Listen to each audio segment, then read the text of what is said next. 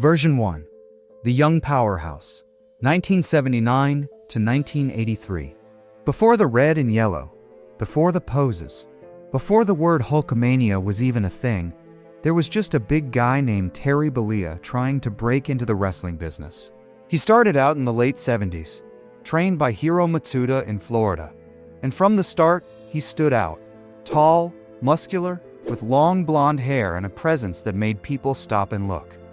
He wasn't polished yet. His early matches in championship wrestling from Florida were raw. But Vince McMahon Sr. saw something in him and brought him into the World Wrestling Federation in 1979. That's when the name Hulk Hogan was born, inspired by the Incredible Hulk. Because Hogan was even bigger than Lou Ferrigno. During a TV interview, the early Hogan wore blue trunks, had a heavy accent, and even played a heel for a while. Managed by classy Freddie Blassie, he was loud, cocky, and showed flashes of the power moves he'd become known for later. But his first WWF run didn't last long. After being told he couldn't wrestle and do movies at the same time, Hogan left to appear in Rocky III as Thunderlips. That was the moment things changed.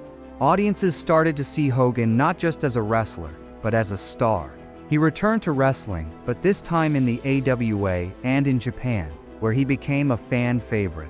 Over in Japan, he was different, more technical, more reserved, and respected for his size and surprising agility.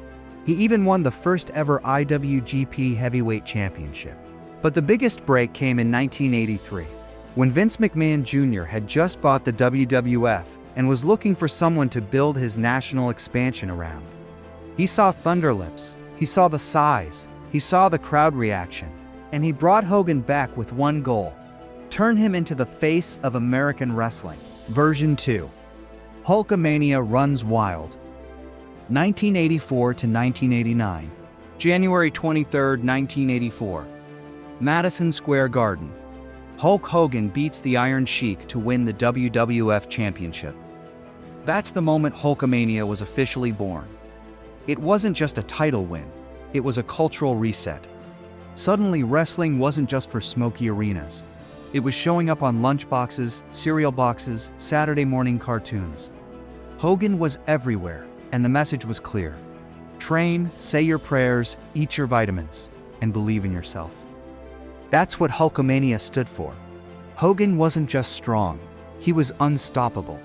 He'd get beat up the whole match, then start hulking up, shaking his fists, pointing at his opponent, and delivering the big boot and leg drop. Kids went wild. Adults did too. He feuded with everyone, from Rowdy Roddy Piper to King Kong Bundy to Big John Studd. Every opponent was bigger, badder, meaner, but none of them could stop the power of Hulkamania. The biggest match of this era? WrestleMania 3, 1987, Pontiac Silverdome. 93,000 fans. Hulk Hogan versus Andre the Giant. The moment he slammed Andre wasn't just a win, it was the image that defined the entire era. Hogan proved that no giant was too big. No odds were too stacked. And the crowd, they believed every second of it. But by the end of the decade, the cheers were starting to shift. Fans were growing up, wrestling was changing, and backstage, tension was growing. Not everyone was buying into the clean-cut hero act anymore. And soon, that perfect image would start to crack. Version 3. The American Hero Cracks. 1990 to 1993. By the early 90s, Hulk Hogan was still on top, still the biggest name, still selling out arenas, but the world around him was shifting. Kids who had grown up on Hulkamania were becoming teens. They wanted something edgier, more real. Meanwhile, new stars were rising. The Ultimate Warrior, Bret Hart, Shawn Michaels. Hogan was still the face of the company, but now his promos felt like reruns. The red and yellow, the flexing, the same lines. It wasn't landing the way it used to.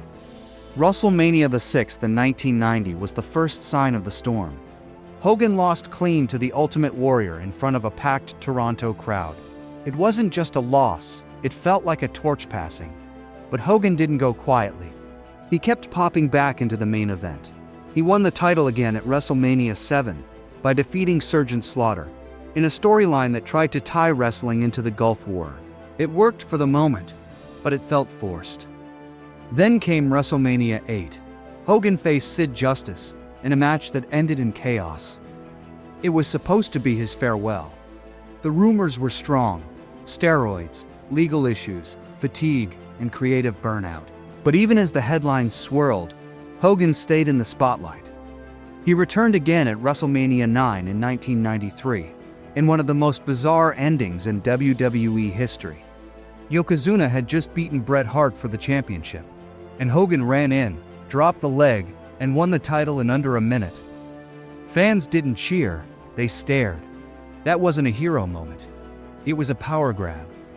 Backstage, resentment grew. The locker room was tired of Hogan's constant comebacks.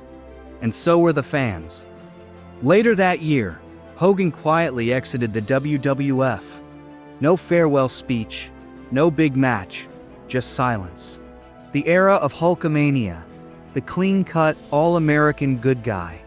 It ended not with a bang, but with a long, uncomfortable fade. And somewhere out west, another wrestling war was brewing. Version 4, Hollywood Hogan and the NWO.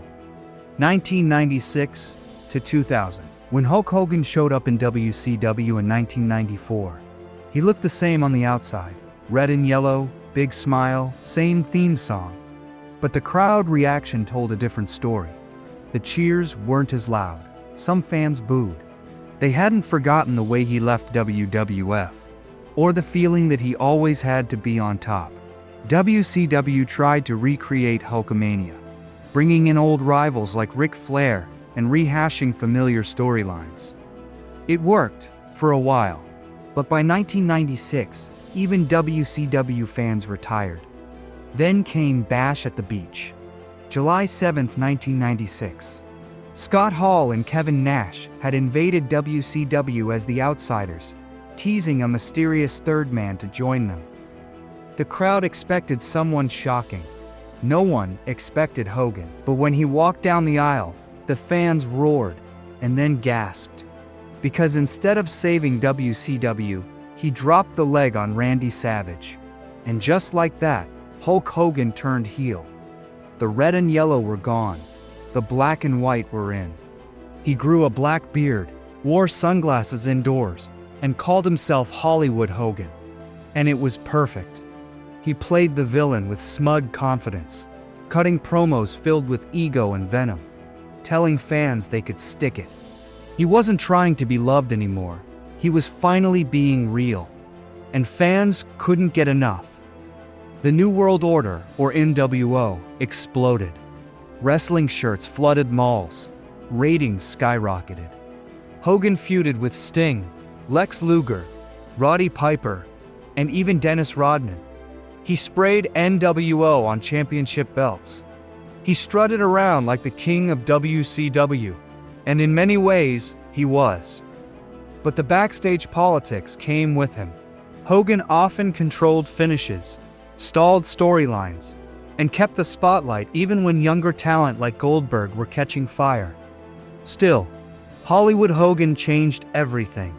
He extended his career by becoming the villain we never saw coming. And he showed the world that sometimes, to stay relevant, you have to burn your own legend down. Version 5. The Comeback Legend. 2002 to 2006. WrestleMania X8. Toronto. 2002. Hogan walks out in full black and white as Hollywood Hogan. But something's different. The crowd doesn't boo. They roar. Even though he's the heel in the match against The Rock, the fans cheer for Hogan like it's 1985 all over again. And in that moment, something shifts. The villain becomes the hero again. By the end of the match, The Rock raises Hogan's hand, and just like that, WWE welcomes back a legend. The red and yellow return the very next night. The Real American theme plays, and grown adults in the crowd lose it. For the next year, Hulk Hogan is back in full force. He wrestles Triple H for the undisputed championship and wins it. At 48 years old, he has a touching tag match with Edge, a feud with Kurt Angle, and even a face-off with Vince McMahon at WrestleMania 99. That match, billed as 20 years in the making, is one of Hogan's most emotional performances. Blood, drama, and a final leg drop to the man who helped create Hulkamania. It felt like closure, like the book had been closed properly this time. But Hogan didn't stop there. He returned again in 2005 to face Shawn Michaels at SummerSlam. A dream match that turned strange. Michaels oversold every move in what many saw as a protest over backstage politics. Still, the match was memorable. And Hogan kept going. He showed up on Raw. He was inducted into the Hall of Fame in 2005. He wrestled Randy Orton in 2006 and even got the win. Every time he returned, the crowd still remembered. Maybe not the controversies, maybe not the backstage stories, just the feeling. The theme song, the hand to the ear, the leg drop, the pose. Hogan wasn't just a wrestler anymore. He was part of people's childhoods, a symbol of something larger than wrestling, something nostalgic, something warm. But time was catching up, and with every return, the moves got slower, the body stiffer. Still, the legend kept standing. Version 6. The Immortal Icon, 2007 to 2025. By 2007, Hulk Hogan wasn't chasing titles anymore. He was chasing time. His matches became rare. His appearances became special. When he showed up, it wasn't about who he was fighting. It was about the moment, the pop, the music, the wave of memories. He appeared at anniversary shows, hosted WrestleMania, reunited with legends. In 2014, he opened WrestleMania 30 alongside The Rock and Stone Cold Steve Austin, 3 eras sharing one ring. That's the kind of respect he had. But it wasn't all celebration. There were lawsuits, scandals, leaked recordings that rocked his public image. Sponsors dropped him. WWE removed him from their Hall of Fame website. For a moment, it felt like the fall of an icon. But over time, the company slowly brought him back. Apologies were made. Bridges were rebuilt. Fans were divided. Some cheered, some stayed silent. But the presence was undeniable. He was Hulk Hogan, the guy who built WrestleMania, who slammed Andre, who made pro wrestling feel like something larger than life. And in recent years, he became a reminder of a time when the line between real and scripted blurred, and the hero always found a way to rise. He wasn't the fastest, he wasn't the most technical, but he was the most watched, the most mimicked, the most remembered. His last public appearance came quietly. No match, no big angle. Just Hogan walking down the ramp, cupping his ear, and smiling. As if to say, I hear you, still. And then, on July 24, 2025, the world heard the final bell. Hogan passed away at age 71 from cardiac arrest. No one interrupted, no angle played. Just silence and memories. For some, he was a childhood hero. For others, a complicated figure. But for all of wrestling, he was a pillar. The man who made millions believe that with enough heart, enough training, enough prayers and vitamins, you could overcome anything. In the end, Hulk Hogan didn't just play a role. He became a generation's definition of a hero. And now, he rests.